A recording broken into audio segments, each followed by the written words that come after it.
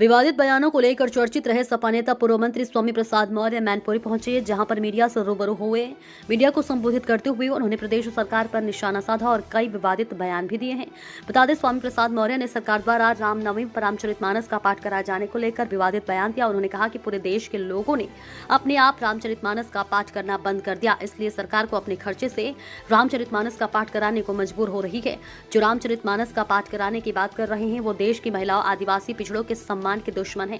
स्वामी प्रसाद मौर्य ने एक बार भी तुलसीदास का महाकाव्य रामचरितमानस को दुनिया का सबसे विवादित काव्य बताया और कहा कि रामचरितमानस में महिलाओं को प्रताड़ित करने, शूद्र समाज को अपमानित करने और जाति सूचक शब्द कहने का काम करती है।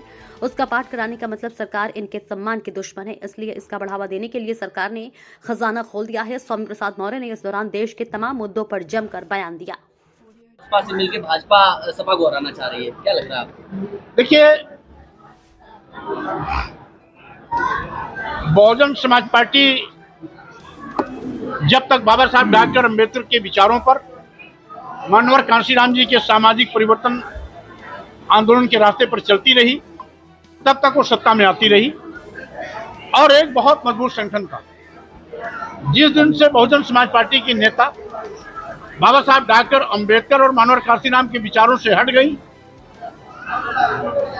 मिशन से उनका मोह खत्म हो गया, उसी दिन से बसपा का भी जनधार खत्म हो गया। बसपा सारे पे कार्य कर रही है।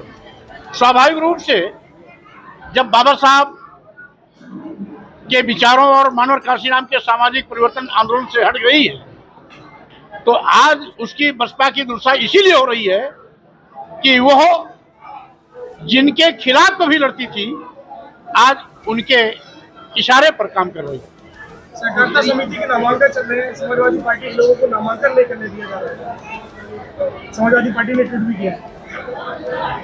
अब जब सरकार हिटलर शाही पर आती है तो इसी प्रकार से सरकारी जुल्म जाति अत्याचार बढ़ते हैं और जितना ही सरकारी जुल्म जाति अत्याचार बढ़ता है उतना ही सरकार की विदाई का समय नजदीक आ जाता है। मंत्री जी, एक और ये जानकारी हमें भी मिली है कि अभी तक तो न्यूनतम समर्थन मूल्य भी सभी जिलों में घोषित नहीं किया गया।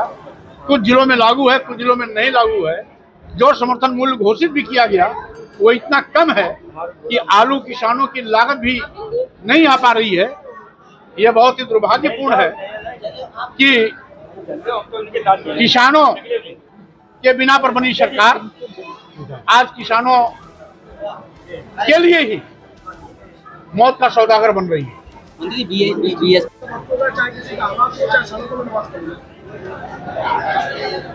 भाई, राष्ट्रपति जी से मिलने तो कोई भी जा सकता है और सभी लोगों को अपने अपने धर्म के अनुसार आचरण करना चाहिए, इसमें किसी प्रकार कोई भेदभाव नहीं है। लेकिन धर्म का आचरण सरकार जबरदस्ती करवाती है, चिंता का विषय ये है। तौकीर रजा कह रहे हैं कि हिंदू राष्ट्र की मांग युवा उठाते, उन पर कार्रवाई नहीं होती है। मुस्लिम युवा मुस्लिम राष्ट्र की मांग उठाने लगे। भाई, स्वाभाविक रूप से जब हमारा संविधान पंथ निरपेक्ष देश की कल्पना करता है, हिंदू मुस्लिम सिख ईसाई सब यहाँ पर रहते हैं, इस देश की आजादी में सभी का योगदान था। अगर सरदार भगत सिंह ने हंसते हंसते फांसी के तख्ते को चूमा तो राम प्रसाद बिस्मिल और अशफाक उल्लाह खान ने भी फांसी के तख्ते को चूमा। बंगाल और उड़ीसा से अगर सुभाष चंद्र बोस ने हुंकार भरी तो पोरबंदर गुजरात से महात्मा गांधी ने भी सत्य अहिंसा का पाठ पढ़ाया। लाखों और करोड़ों लोगों ने अपनी शहादत दी, उसमें हिंदू भी थे, मुसलमान भी थे, सभी जाति वर्ग के लोग थे। इसलिए आज देश सबका है। हम लोग आपस में कहते भी रहे हिंदू मुस्लिम सिख ईसाई सब है आपस में भाई भाई। तो स्वाभाविक रूप से आज किसी एक धर्म को बढ़ावा देने का मतलब है पक्षपात करना। जब हम सब एक हैं और हमारे स्वतंत्रता संग्राम सेनानियों ने अपनी कुर्बानियां देकर के, अपनी शहादत देकर के देश को आजाद कराया, उन सबके सपनों को साकार करने के लिए तमाम स्वतंत्रता सेनानियों ने मिलजुल करके संविधान सभा के माध्यम से बाबा साहब डॉक्टर अम्बेडकर के अध्यक्षता में संविधान निर्माण करने का काम किया। तो स्वाभाविक रूप से हिंदू राष्ट्र की मांग करना स्वतंत्रता संग्राम सेनानियों का अपमान है, इस देश के शहीदों का अपमान है, भारतीय संविधान निर्माताओं का अपमान है, और साथ ही साथ इस देश में एक नई परंपरा की शुरुआत होने जा रही है। अगर आज कोई हिंदू राष्ट्र की बात करेगा तो कल कोई खालिस्तान की मांग कर सकता है, कल कोई मुस्लिम देश की मांग कर सकता है, कोई बौद्ध राष्ट्र की मांग कर सकता है, कोई किसी भी राष्ट्र की मांग कर सकता है। हम समझते हैं राष्ट्र हित में नहीं। साक्षी महाराज ये कह रहे हैं, इनके बयान पर कहा है कि 1947 में जिन्ना ले गए मुस्लिम राष्ट्र, अब तो हिंदू राष्ट्र है भारत। उसको भी बांटने का काम उस समय हिंदू महासभा और मुस्लिम लीग ने किया था।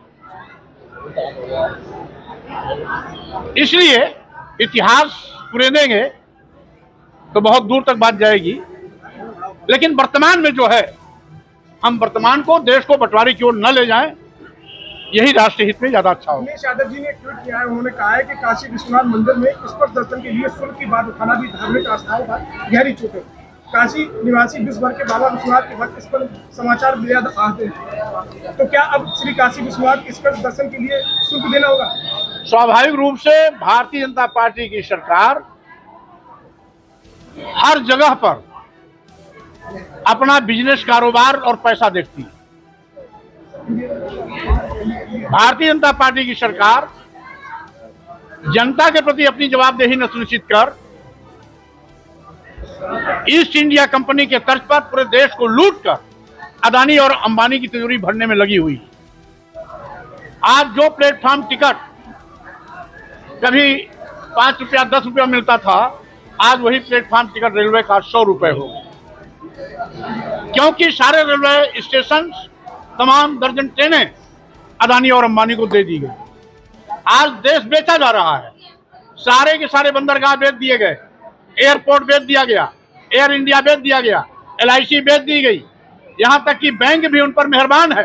तो स्वाभाविक रूप से क्यों पहले लोग निजीकरण का राष्ट्रीयकरण कराने की बात करते थे, आज राष्ट्रीयकृत सरकारी संपत्तियों को अपने चहेते उद्योगपतियों को रेवड़ी की तरह बांटा जा रहा है। इसका मतलब है ये सरकार देश को बेचने में लगी है और हर जगह से पैसा वसूली अभियान में लगी है।